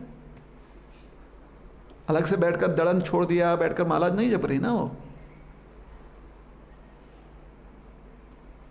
करते हुए अभंग आ रहा है उनका। समझ में आ रही है बात? तो निर्भर करता है कि हमारी चेतना क्या है। तो वही कष्ट के शब्द जो हैं अभंग बन जाते हैं, और चेतना अगर योग्य ना हो तो वही कष्ट के शब्द जो हैं साधारण गीत बन जाते हैं, या फिर गाली भी बन सकते हैं, जो भी। और कोई प्रश्न है किसी का? इसका मतलब ये है कि हम तो भगवान के ऊपर डिपेंड 100% है। 100 बात की एक बात। और सवेरे से शाम तक हम कोई भी कार्य करें तो हम यही सोचते हैं कि मैं भगवान के लिए करता हूँ। 100 बात की 1000 बात। प्रभु जी का जो प्रश्न था, उसी प्रश्न के ऊपर मेरा प्रश्न है कि उनका कहना है कि काम करते वक्त भगवान का नाम लेना है, आपका बोलना, अभंग बोलना है, सारी जो भी वो भगवान याद नहीं आते काम करते समय, कैसे नहीं आते? उनका प्रश्न बराबर है। अभी हर किसी का व्यवसाय अलग अलग होता है ना। अभी जैसे कि गोरा कुमार का व्यवसाय था कि वो मिट्टी की घड़े बनाता था, तो मिट्टी की घड़े बनाते बनाते भगवान का नाम लेते थे, अभंग बनाते थे। वो गोरा कुमार तो एकदम मग्न हो जाते थे भगवान का नाम लेते लेते समय कि उनका बच्चा भी उनके पैर के नीचे आ रहा है मिट्टी बनाते समय। लेकिन व्यवसाय अलग अलग होता है। जैसे कि किसी का व्यवसाय कपड़े बेचना है, वो दिन भर का ग्राहक को वो कन्विंस करते बैठेगा ये कपड़ा अच्छा है, ये कपड़ा अच्छा है, तो वो उस वक्त उसे भगवान का नाम कब याद आएगा? ये जो पॉइंट है ना कि दिन भर जैसे गोरा कुंभार है, वो क्यों मिट्टी क्यों बनाएंगे, वो मिट्टी को क्यों पैर के नीचे उसे रौंद देंगे? वो जब तक उन्हें कोई बोलेगा नहीं कि मेरे लिए ईंट बनाओ तभी करेंगे ना वो, या घड़ा बनाओ। तो व्यवहार तो हर कोई करता है, और व्यवहार में अगर बोलेंगे विठल विठल विठल विठल खाली बोलते रहेंगे तो व्यवहार कैसे होगा? संदर्भ वो नहीं है। संदर्भ ये है कि आपकी जो भी चिंताएं हैं, आपके जो भी अनुभव हैं, क्या वो अभंग रूप में व्यक्त होते हैं या साधारण सिर्फ शब्दों में? एक बात हो सकती है कि हम कहते हैं पीठ का दर्द है, दूसरा है कि हे विठल शरीर कैसा है, देखो पीठ का दर्द हो रहा है, तेरे पास तेरा स्मरण होगा। यह हो गया अभंग।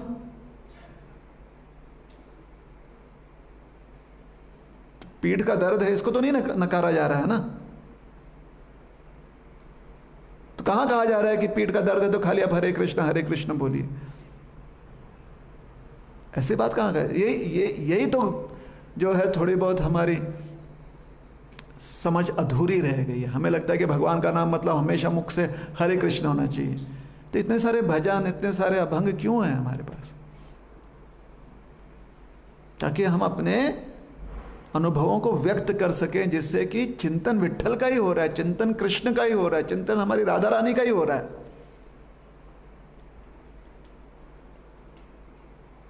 अब कौन सा कार्य है जहां पर वो हो नहीं सकता? अर्जुन तो युद्ध में युद्ध कर रहे हैं, उस समय भी कृष्ण का स्मरण हो सकता है।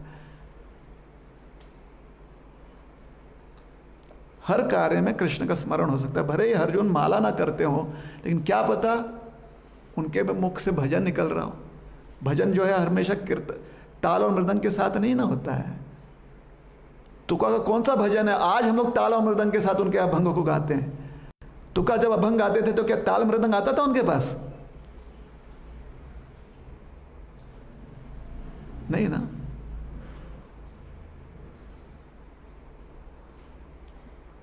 पुराने अगर पिक्चर देखेंगे ना, तुकाराम महाराज, ज्ञानोबा, अचानक उसमें 50 तो अभंग होते थे पहले, डायलॉग कम और अभंग ज्यादा, गाने ज्यादा होते थे।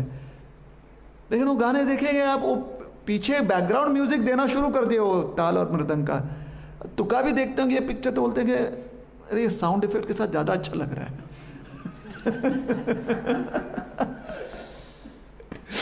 लेकिन वास्तव में वहां पर कोई साउंड इफेक्ट नहीं था ना जब वह अभंग बोल रहे थे। तो कहां बैठे हुए थे भंडारा पर, और वहां पर बैठकर एकांत वीरान स्थान में गंधर्व भी नहीं, कोई नहीं था उनके साथ, और अभंग बोले जा रहे हैं। मतलब ऐसे भी नहीं कि लिख रहे हैं, क्योंकि लिखना आता ही नहीं है उनको। तो बाद में क्या तो नाम था उनका, हम भूल गए। उन्होंने कहा, उनके अनुयायी थे, उनको बहुत चाहते थे, वो बैठकर बोले जहाँ जो जो उन्होंने सुना उनसे वो लिख लिया। बाकी जो उधर भंडारा पर हो गया वो खाली भंडारा गढ़ को पता है, वहाँ के उस समय के वृक्षों को पता है, बस हम किसी को ज्ञात नहीं है कि क्या वहाँ पर उन्होंने कहा, क्या गाना, क्या विठ्ठल की स्तुति की।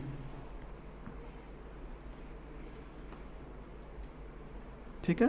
धंधा करते समय लोगों की सेवा भी किया, धंधा करते करते लोगों की सेवा करने की भावना रख के अगर धंधा किया तो वो धंधा कैसा होता है? पहले तो भावना अपन ऐसा कर रहे हैं कि वो लोगों का अपन सोच रहे, सबका भला बना, उसके लिए अपन काम करने का, उसके लिए अपन काम करने का। वो टाइम पे कैसा होता? वो टाइम पे क्या कैसा होता है? बोले तो उसका भक्ति कैसा रहेगा? भक्ति अगर समाज की पूरी सेवा करता है तो वो भक्ति नहीं होती। तो वही तो बात बता रहे हैं कि तुकाराम महाराज का उदाहरण ले लें तो अगर किसी की सेवा भी करते हैं तो उस समय भी उनके मुख से अभंग ही निकल रहा है, उस सेवा के माध्यम से, कि मैं इन पाटिल से मिला, ये पाटिल देखो कितना अच्छा से भगवान की सेवा कर सकता, अभंग हो गया वो। नहीं तो कोई धंधा करते करते अपना ही सोचता है, मेरे को कैसा मिलेगा, मेरे को कैसा मिलेगा, वो भक्ति में नहीं हुआ। ये बात तो सही है। भक्ति करना है तो सबके साथ अच्छा बर्ताव रखो, सबके साथ रिलेशन नहीं, वो जरूरी नहीं है। सबकी सेवा करते नहीं, वो जरूरी नहीं है हाँ। कि भक्ति अगर करना है तो सबके साथ अच्छा रिलेशन रखो, सबके साथ अच्छा व्यवहार, ये जरूरी नहीं है, क्योंकि भक्ति करते हुए अपने आप होता है वो। आपको जरूरी नहीं है कि रखना है। भक्ति करते हुए आप, जो भक्ति करता है ना, उसका व्यवहार अच्छा से होता ही है दूसरों के साथ। वो सामने वाला उसे अच्छा माने नहीं माने वो दूसरी बात है। प्रहलाद ने कभी भी अलग से व्यवहार रखने का प्रयास नहीं किया। प्रहलाद महाराज क्योंकि भक्त थे तो स्वयं अच्छे से व्यवहार हो ही जाता था उनका हिरण्यकशिपु जी के साथ, लेकिन हिरण्यकशिपु को उनका व्यवहार अच्छा नहीं लगा। ठीक है ना? तो जो भक्ति करता है उसका व्यवहार अपने आप सर्वैर गुणस्तत्र समासते सूरा, आता ही व्यवहार अच्छा। तो ये सोच जो है ना कि भक्ति करते समय में दूसरों से अच्छा व्यवहार रखना चाहिए, ये उचित नहीं है। हाँ, क्योंकि हम अच्छे से भक्ति नहीं कर रहे हैं लेकिन भक्ति करने का प्रयास कर रहे हैं, तो दूसरों के साथ अच्छा व्यवहार भी रखो, फिर ये ठीक है। हम भक्ति करने का प्रयास कर रहे हैं, दूसरों के साथ अच्छा व्यवहार भी रखना चाहिए। ठीक है? तो एक साधक को प्रयास करना चाहिए कि दूसरों के साथ अच्छा व्यवहार रखे। श्रद्धा हमारी इस बात में है कि अगर हम भक्ति करेंगे तो सबके साथ उचित व्यवहार ही होगा, योग्य व्यवहार होगा, अनुचित हो ही नहीं सकता। ठीक है ना? अम्बरीश महाराज, व्यवहार उनका कितना उचित था, दुर्वासा मुनि ने फिर भी उसे गलत समझा। युधिष्ठिर महाराज के बारे में कहा जाता अजात शत्रु, अजात शत्रु हैं जिनका शत्रु जन्म ही नहीं लिया, फिर भी युद्ध में भाग लेना पड़ा उन्हें। तो सामने वाला क्या सोचता है उसके ऊपर हमारा कोई नियंत्रण नहीं है, लेकिन जो भक्त होता है ना, जो भक्त होता है उसका व्यवहार हमेशा दूसरों के साथ अच्छा ही होता है। जो भक्ति करने का प्रयास कर रहा है शायद उसमें व्यवहार में कुछ कमी आ जाए, हो सकता है वो जो करने का प्रयास कर रहा है, लेकिन क्योंकि वो भक्ति करने का प्रयास कर रहा है इसलिए उसको चाहिए कि प्रयास करे कि व्यवहार अच्छा रखे, क्योंकि गलत व्यवहार से फिर मन प्रदूषित हो जाएगा। अच्छा व्यवहार रखने से मन शांत रहेगा, निर्मल रहेगा मन, इसलिए उसे प्रयास करना चाहिए कि अच्छा व्यवहार रखें। ठीक है ना? स्पष्ट हो गया? और कोई किसी का प्रश्न है? चलिए, ग्रंथराज श्रीमद् भागवतम की जय, श्रील प्रभुपाद की जय। हरे कृष्ण।